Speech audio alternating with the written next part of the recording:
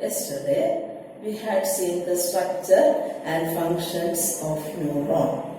Today, we have to learn how impulses are transmitted through neurons. Look here, this is the picture of neuron. You know the structure, dendrite, dendron, cyton, axon, axonite and synaptic node. And this is the part of axon. So, outer surface of the plasma membrane, outer surface of the plasma membrane of the neuron is positively charged and the inner membrane is negatively charged. And this is due to the difference in the distributions of certain ions. So, when this part is stimulated, the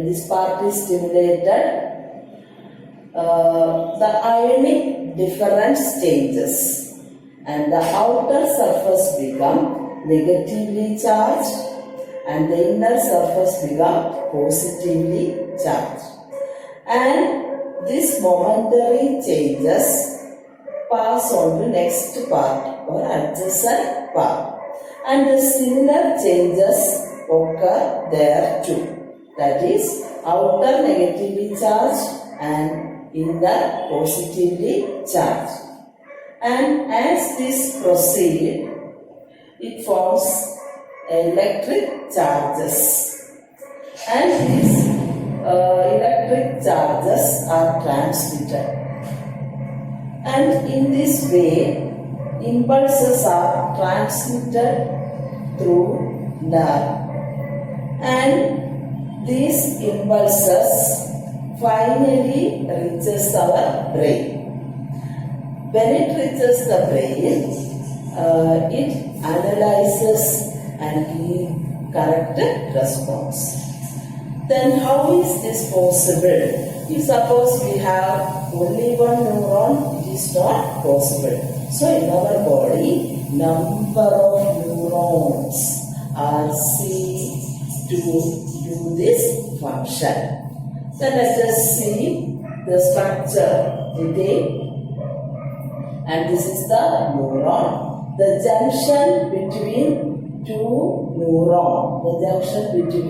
two neurons is known as synapse. Sometimes it is the junction between two neurons, or neuron and a muscular cell, or neuron and a glandular cell. And this part is called a synapse, junction between two neurons. And the space between this neuron is called a synaptic cleft. And when the impulses reaches the synaptic knob stimulated and produces a neurotransmitter or chemical transmitter called acetylcholine. Acetylcholine is the neurotransmitter. Dopamine is also another neurotransmitter. So, neurotransmitter is produced here. So, when this neurotransmitter reaches in the synaptic cleft,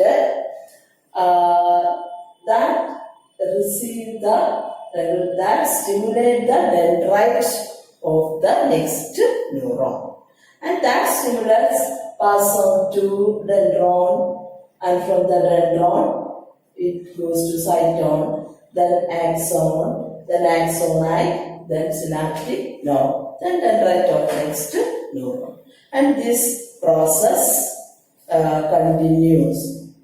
And finally, these electric charges, these impulses are turned into electric charges or small messages, and these messages or electric charges or these impulses are reached our brain. And when it reaches our brain analyzes it and give correct response. So, നമ്മൾ ഒരാളെ കണ്ടെന്നിരിക്കണം, നമ്മുടെ കൂടെ പഠിച്ചിരുന്ന ഒരു കുട്ടിയെ നമ്മൾ കണ്ടുമുട്ടി. പെട്ടെന്ന് കാണുമ്പോൾ നമ്മൾ എന്താണ്, നമ്മളത് കണ്ട് പിന്നെ നമ്മൾ ആ പെട്ടെന്ന് തന്നെ ആ മെസ്സേജ് നമ്മുടെ ബ്രെയിനിൽ എത്തുന്നു.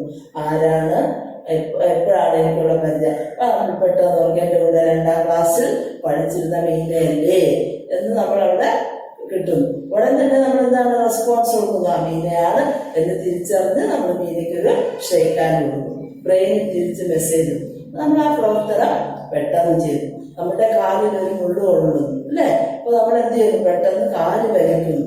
അപ്പം ഇത് വളരെ പെട്ടെന്ന് നടക്കുന്ന ഒരു പ്രോസസ്സാണ്.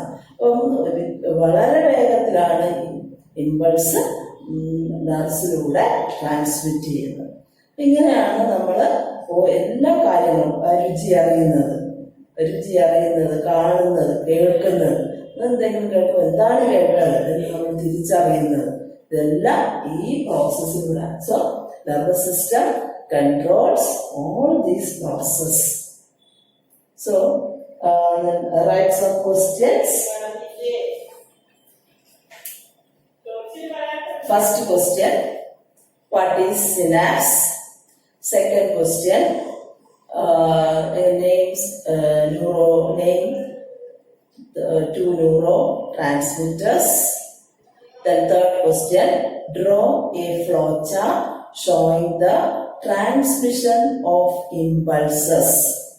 The flowchart ബോക്സിനകത്ത് വരയ്ക്കണം. ഫ്ലോചാർട്ട് വരയ്ക്കുന്ന മെത്തേഡ് അറിയാലോ, ഈ മെത്തേഡിലാണ് ബോക്സ് ഇട്ട് വരച്ച് ഇതുപോലെ എഴുതുക. ഓരോന്ന് എങ്ങനെയാണ് ഇമ്പൾസ് ട്രാൻസ്മിറ്റ് ചെയ്യുന്നത് എന്നുള്ളതിന്റെ flow chart.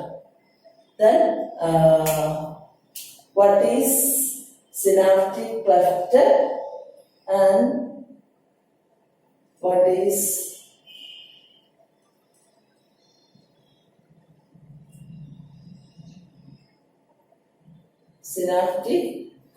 synaptic cleft? So you should write the question regularly, write the question and answers regularly. Thank you. A nerve impulse is an electrical current that travels along dendrites or axons due to ions moving through voltage-gated channels in the neuron's plasma membrane. Voltage-gated channels open and close in response to an electrical voltage, so they are affected by changes in electrical charge around them. When a neuron is at rest, a charge difference is maintained between the inside and outside of the cell. This charge difference is produced and maintained largely by active transport using sodium-potassium pumps. The pumps send sodium ions out of the cell and bring potassium ions in. While other channels allow some flow of potassium ions back out of the cell, the sodium ions cannot easily get back in to replace the lost positive charges. The overall result is that the exterior of the cell has a net positive charge and the interior has a net negative charge. The difference in charge between the interior and exterior of the cell is called the resting membrane potential. A nerve impulse begins when a stimulus disturbs the plasma membrane on a dendrite, causing sodium channels to open. Sodium ions flow into the cell, lessening the charge difference at that location. If the change is enough, it will cause nearby voltage-gated sodium channels to open. This allows so many sodium ions to flood into the cell at that location that the membrane there is depolarized, with the local region inside the cell having a net positive charge and the outside of the cell having a net negative charge.